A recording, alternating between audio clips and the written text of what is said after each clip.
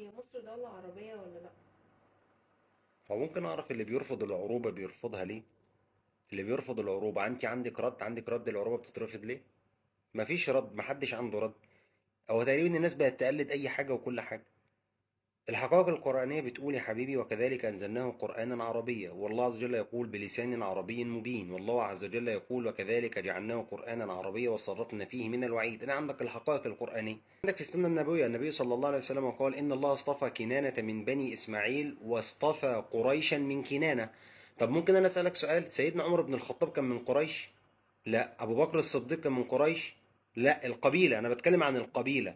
هل كان من قبيلة قريش؟ لا. يبقى على كلامك كده عمر بن الخطاب مش عربي، أبو بكر الصديق ما كانش عربي، عمر بن الخطاب من قبيلة عدي، وبعض الصحابة كانوا من قبيلة مضر، فهل على كلامك كده إن هم مش عرب؟ الكلام ده مش صحيح يا إخوانا، وخطأ شكلا وموضوعا. ده من ناحية الحقائق القرآنية والنبوية. طيب وعندك كمان في الحقائق التاريخية العلمية، ممكن أعرف أصل المصريين جه منين؟ هم المصريين جم منين؟ تعرف المصريين جم منين؟ ما حد، الناس بتتكلم وخلاص. المصريون يا حبيبي اصلهم، اصل العرق المصري اصلهم سامي. ولذلك لما يجي ولاد العم بقى يجي يقول لك ايه ده، في مش عارف انتوا بتعتدوا على العرق السامي، نعتدي على مين يا اهبل؟ هو في حد بيعتدي على نفسه؟ المصريون اصل المصريون من سامي بن نوح، يعني من العرق السامي. وبعد كده الساميين دول تفرع منهم الآراميون والعبرانيون، منهم العرب كذلك. يعني الأصول المصرية ليست إفريقية بحتة وليست من أصول أوروبية.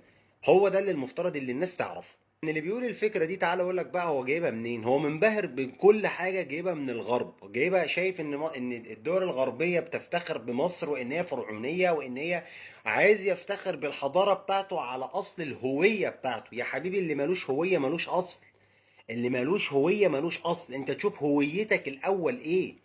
انت عندك من الناحيه التاريخيه وعندك من الناحيه العلميه. ممكن اسالك بس حاجه عقليه كده، اغلب الاسماء اللي موجوده في مصر ايه؟ احمد، محمد، محمود، حسن، حسين. هي الاسماء دي ايه؟ مش عربيه؟ القران بتاعك مش عربي، النبي بتاعك مش عربي، انت ينفع تصلي بلغه غير اللغه العربيه؟ تعرف تصلي بلغه؟ هل يجوز اصلا انك تصلي بلغه غير اللغه العربيه؟ لذلك شيخ الاسلام ابن تيميه رحمه الله تعالى كان بيقول ايه؟ حب العربيه من الايمان لانها لغه القران. عندك ابن حجر كان مصري، وعندك الامام السيوطي والسقاء، علماء كثيرون خرجوا من مصر وكانوا يتحدثون اللغه العربيه. وبعدين ممكن انا اسالك سؤال، بتسمي اولادك احمد ومحمد ومحمود ليه؟ هي مش دي اسماء عربيه؟ بتسميها ليه؟ لما بتدخل تصلي في الصلاه بتصلي باللغه العربيه ليه؟ ما بتصليش باللغه الهيروغليفيه ليه؟ ما بتصليش بالديموتيقيه ليه او الهيروتيقيه ليه؟ ليه ما بتصليش بالكلام ده؟ طب لما بتدعي ربنا ليه بتدعيه باللغه العربيه؟ ما بتدعيش باي لغه تانية؟ خد بالك اللهجه المصريه دي مشتقه من اللغه العربيه الفصحى عشان تبقى انت فاهم بس. فانت ليه بتتكلمها بقى؟ اتكلم باللغه الهيروغليفيه بتاعت المصريين القدماء. لازم تفكر في مفهوم ومضمون الكلام. عايز اقول لك عليه ان اللغه العربيه ليست عرقا وانما هي هويه ورساله. انت لازم تعرفه وتعلمه اولادك ولاحفادك ان الهويه المصريه القديمه هويه جامعه لعده اشياء، فرعونيه في التاريخ وقبطيه في التراث واسلاميه عربيه في الهويه. ولذلك شوف بقى الكلمة اللي قالها الشيخ محمود شاكر الله يرحمه شيخ اللغويين، كان بيقول ايه؟ حفاظ على اللغة العربية حفاظ على الهوية الإسلامية العربية كلها. فما ينفعش انك تفصل اللغة العربية عن الدين والاسلام، والا انت كده بتفصلنا عن القرآن وعن السنة. وخد بالك ان الاحتلال زي ما مصطفى صادق الرافعي لما ذكر في كتاب من وحي القلم او وحي القلم بيقول ان الاحتلال لما كان بيدخل الدول العربية عشان يحتلها كان اول حاجة بيغيرها اللغة بتاعتهم.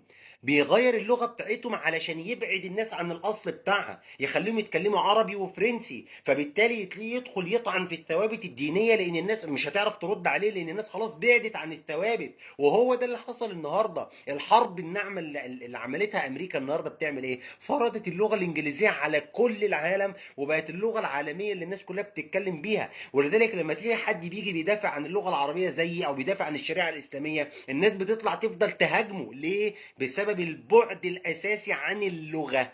فهو لما بعد عن اللغة بعد عن المفهوم الصحيح لكلام الله ولسنة رسول الله، فبدأ يهاجمني ويهاجم العلماء ويهاجم الأزهر ويهاجم مشايخ الدعوة، وأي حد يكلمه بيهاجمه. ليه بقى؟ عرفت ليه دلوقتي؟ لأن هو أصلا في الأساس بعيد عن اللغة العربية. عرب لم يمحوا تراثك وإنما حافظوا عليه ورفعوه. عايز أقول لك عليه يا أخي الكريم إن العرب مش سلالة ولا لون بشرة. العرب ده مش عرق، وعمرنا ما تعصبنا للعرب ولا في تعصب. نهى النبي صلى الله عليه وسلم عن التعصب وعن الجاهلية.